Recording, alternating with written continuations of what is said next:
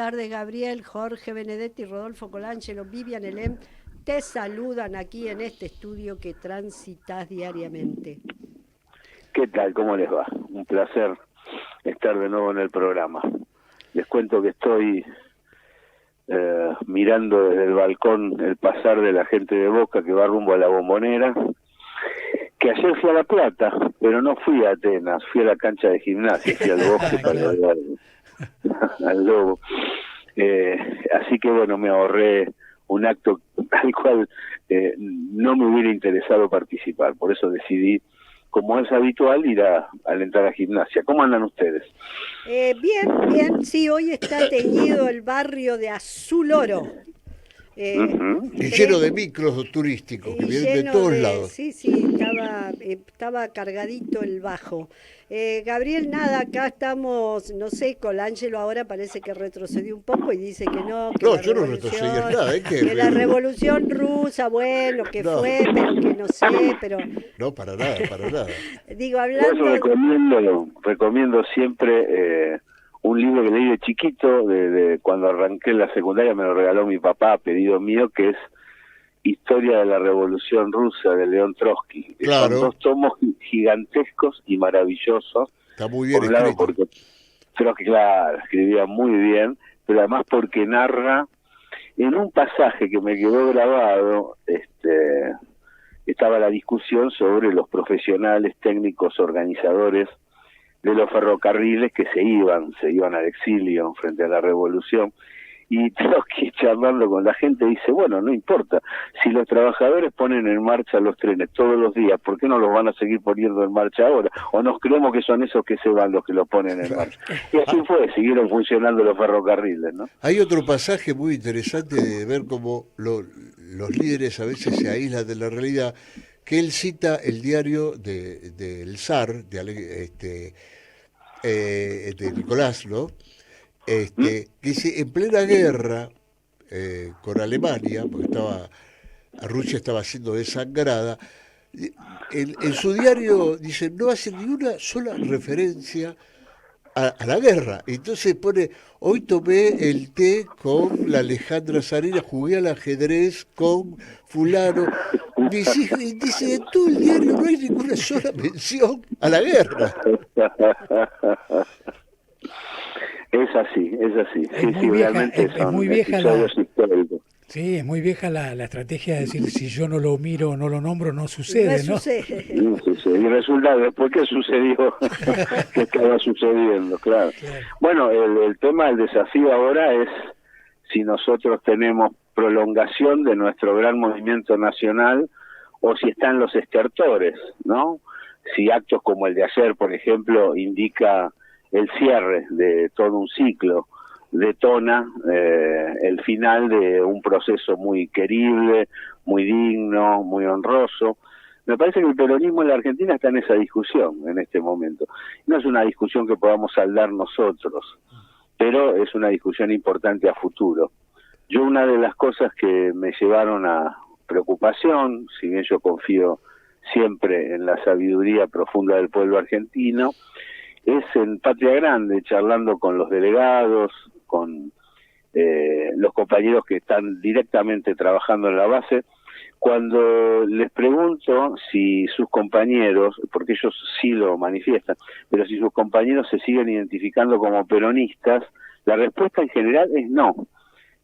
Nosotros como delegados somos los peronistas de la fábrica, pero en general la gente rehúye a los calificativos y a las precisiones relacionadas con la identidad. Y me preocupó un poco porque creo que estamos en dificultades importantes, ¿no? Sí, la verdad que dicho así te sonó a casi una respuesta, ¿no? De eso que vos preguntabas, bueno, un acto como el de ayer, un intento de supuestamente rearmar, cerrar y rearmar, si es un nuevo comienzo o si es un final de algo, ¿no? Y con esta referencia de los compañeros en las fábricas, sonó dura. Sí, a mí me preocupa. Creo que la expansión del 17 de octubre, del movimiento que se llevó adelante aquí, es tan potente que en realidad es el único superviviente, de la era, ¿no? Es decir, uno puede reivindicar al varguismo en Brasil, puede reivindicar a Ibáñez del Campo en Chile, puede reivindicar al movimiento popular en Colombia, puede reivindicar muchas cosas, pero en realidad no están, es decir, son datos históricos, pero no son presentes. El peronismo hasta ahora ha sido un presente, y un presente que con sus más y sus menos le ha brindado al pueblo argentino, o se ha dejado brindar a través del pueblo argentino, una serie de reivindicaciones que parten del proceso industrializador, que sería la matriz de su desarrollo. Entonces, lo que hay adelante es un interrogante que parte de la construcción de un vacío, que es lo que se está sintiendo, un vacío, que tiene que ver con la anulación de buena parte de la educación pública, que era interclases, en beneficio de la privada, lo cual encapsuló a una parte de la población y la lleva a no comprender al otro. También con el proceso menemista, que sin duda deterioró mucho el camino de la identidad, lo dejó groggy y fue recuperado con posterioridad en la movida del 2001 y en el proceso político iniciado en el 2003, y también con la propaganda antirreligiosa que impide que los valores tengan presencia en la vida cotidiana, y tiene mucho que ver con el relevo del cristianismo por la cultura woke. Es decir, se ha ido generando un vacío en el cual el peronismo, si no se pone intenso y flexible y al mismo tiempo potente, puede llegar a ser comido por un agujero negro que dejaría a la República Argentina sin su identidad social histórica, sin los parámetros destinados a lograr el crecimiento industrial, sin orgullo. Vimos como Petri, el ministro de Defensa, esta semana entregó la nave insignia, el Irizar, para una clase de gym de una empresa privada, donde había un montón de nabos saltando arriba de la cubierta. Sí. Es decir, creo que el peronismo, después de tanto tiempo, tiene un desafío muy fuerte, que es el de relanzarse, pero el relanzarse no va a poder ser con planteos liberales, no va a poder ser con planteos que desconozcan, ignoren que se necesitan medidas drásticas para poder avanzar, ¿no? Claro, porque el problema me parece que está, digamos, en las nuevas generaciones de trabajadores, de sectores populares, que no se identifican con nada porque desconocen. Es decir, no lo conocen. Yo cuando era chico me crié en un ambiente donde o eras peronista, si eras hijo de la clase trabajadora, o eras gorila si eras radical, porque se identificaba el radicalismo con el golpe del 55, no con Irigoyen, sino que mi padre radical es gorila, decía. Pero había identificación plena igual, había identificación plena. Ahora no. Y convivían. Sí, discutían en el barrio. Sí, Me acuerdo de las discusiones tremendas que se armaban. Pero no había un vacío ideológico. Además, bueno, estaba la resistencia peronista, etcétera.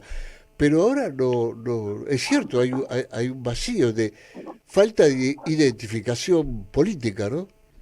Me parece que las campañas de los medios y con posterioridad en este último tramo de las redes, como bombas de racimo de la línea editorial de los medios, ha tenido su importancia porque ha penetrado zonas propias. Es decir, nosotros dimos una batalla fuerte cuando se lanzó la campaña de la corrupción, y señalamos que era un nuevo macartismo. Lo que quería era convertir al kirchnerismo en un adjetivo calificativo negativo. Claro. Y también estuvimos en contra de la campaña antialbertista. El problema es que la militancia nacional absorbió esas campañas y repitió lo que los medios grandes querían que dijera. Y ahí me parece que también se contribuye a la elaboración del vacío, porque la conclusión de todo esto es: esto no sirve, aquello no sirve, aquello no sirve, no hay nada. Y por lo tanto no hay política. Claro. Entonces, si no hay política, no hay construcción popular. Creo que eso fue una obra de arte del liberalismo, para poder damnificar esa identidad histórica que es el verdadero problema para el norte, ¿no? La identidad y el desarrollo industrial que prohija esa identidad desde el sur, con una población culta, altamente calificada, con un know-how importante. Como se quiere eliminar todo eso, se quiere devaluar a la República Argentina. Por eso tampoco importa la educación y la cultura, por eso se desfinancia y se combate la educación y la cultura. Gabriel, leyendo el libro, recién hablábamos que vamos a sortear la semana que viene con una entrevista que hicimos a Adolfo Siqueira, que es un cordobés. Él dice que el peronismo actual no merece su pasado, ¿no? Que, bueno, por esto, ¿no? Es decir, ¿quién se identifica con el peronismo, con este peronismo que no merece el pasado porque retrocede andrajosamente, perdiendo su humanismo y perdiendo otras banderas que eran lo que hacía que representara determinados sectores? Digamos, ¿cómo? Bueno, Sí, dale. No, digo, ¿cómo se recupera eso? Porque estamos en ese tema, es decir, ¿cuál sería la identidad o la identificación con este peronismo actual que evidentemente sí tiene bastante poco que ver con ese peronismo del pasado del que venimos hablando? Digo, en las banderas fundamentales, digo, más allá de discutir doctrinas o no doctrina, digo, en los valores fundamentales que hicieron al peronismo. Bueno, una de las cosas que contribuiría es establecer que el peronismo es industria, no distribución. Es distribución después de generar crecimiento industrial, o en todo caso de modo simultáneo, pero no hay nada más lejos que lo que se ha calificado y se ha creído, no sé por qué, que es el peronismo es pobrismo, ¿no? Una definición cruel de Pichetto, que fue absorbida por supuesto por los medios y comprada por muchos sectores militantes nacionales que siguen creyendo esos elementos. El otro tema es, me parece a mí, por lo menos la historia misma a la que se hace referencia lo ejemplifica, no se trata de, en todo caso, solo pedir que el PJ abra las puertas o que las organizaciones relacionadas con el peronismo escuchen al pueblo. Cuando no fueron escuchados, que hubo varios periodos de esa naturaleza, la gente se hizo escuchar. Es decir, la militancia a veces rezonga en lugar de actuar. Y aquí lo que se necesita es una militancia a la cual no se le tenga que decir lo que hay que hacer, sino que simplemente lo haga. Durante varios periodos, en el movimiento nacional hubo referencias que no eran específicamente movilizantes, ¿no? El caso de Paladino, es decir, hubo varios periodos, Matera, Lastiri, varios periodos donde hubo referencias públicas generales que no eran las mejores o que la juventud peronista no entendía como corriente, sino como jóvenes trabajadores peronistas en general, no aguardaban sus instrucciones, que sabían que iba difícil que llegaran o que iban a ser bastante tibias, sino que simplemente actuaban por encima de los parámetros dispuestos por esos dirigentes. Es decir, veo mucha preocupación por el accionar de los dirigentes y muy poca determinación propia para poder avanzar y decir acá estamos, somos peronistas, golpeamos la mesa y vamos a seguir adelante, ¿no? Gabriel, sí, bueno, decías al principio no vamos a dar por resuelta en esta charla el tema, pero decíamos claramente antes que distribución es industria, creo que también provoca o provocaría la discusión de esa frase tan bien parada para una cena como el Estado presente, a la condición de un Estado facilitador, digamos, a otras características de ese Estado peronista. Pero te quiero preguntar, como viste cuando a veces uno dice, bueno, la solución está acá, ¿no? Cuando un técnico recupera a un viejo marcador de punta y dice, ponelo de 8, vas a ver que con esto zapamos. Sí. ¿Vos crees que en lo federal, digamos, en provincia, puede haber ese sedimento, esa base? Si hay base, sí hay base, uno conoce distintos distritos donde hay gente muy valiosa, donde hay empresas que en este periodo pueden caer, y si se toma conciencia, empresarios nacionales y trabajadores de la situación, puede surgir un planteo, y la dificultad que aparece ahí es el quiebre interestatal, puertas adentro, generado por la Constitución del 94, en donde se está asentando el proceder entreguista y destructivo de Milei. Entre otras cosas, en la posibilidad de las provincias de proceder autónomamente con respecto a las grandes corporaciones con sus recursos naturales.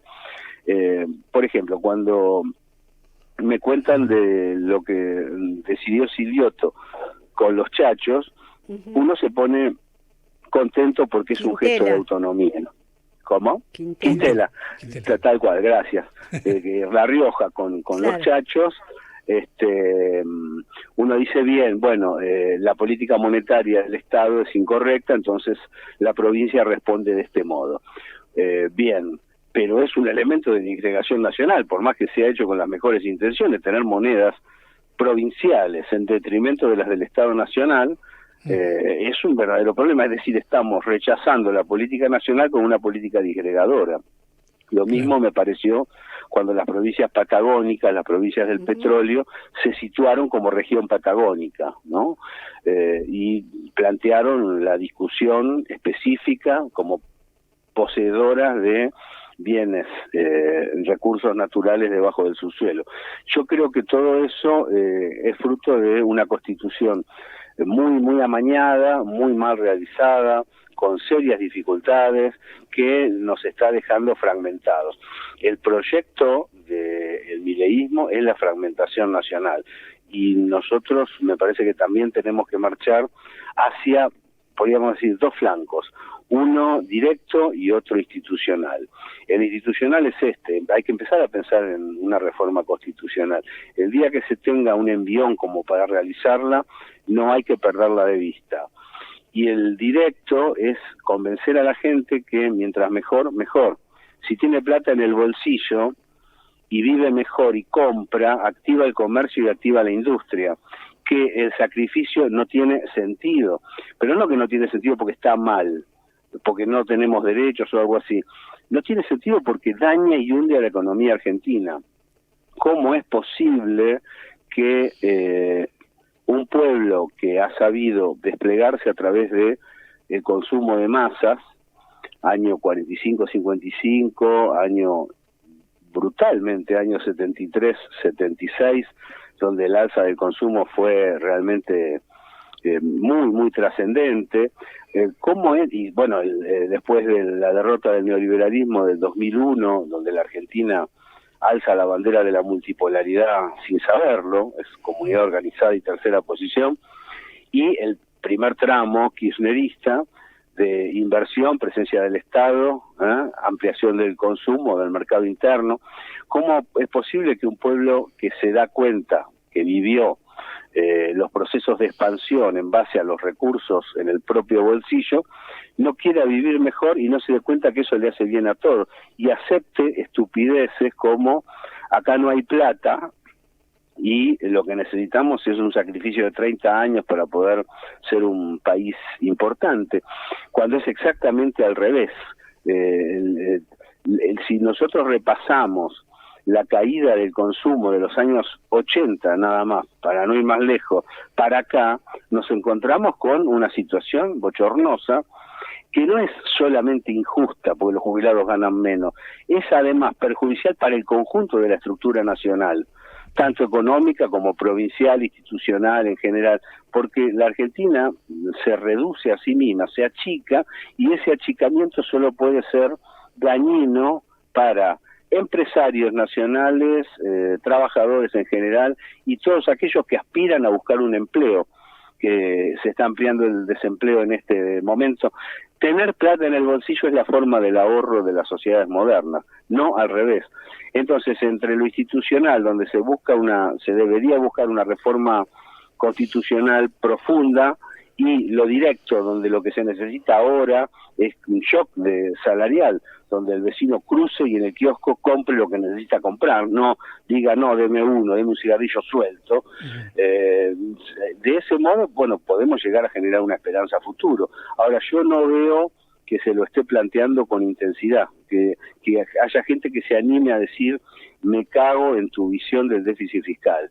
Yo sé que la Argentina tiene una enorme capacidad tributaria y el Estado tiene la obligación de volcar la carga impositiva sobre la sociedad para agitar la rueda del crecimiento. No escucho que se diga eso. Bueno, la militancia es la que lo tiene que decir.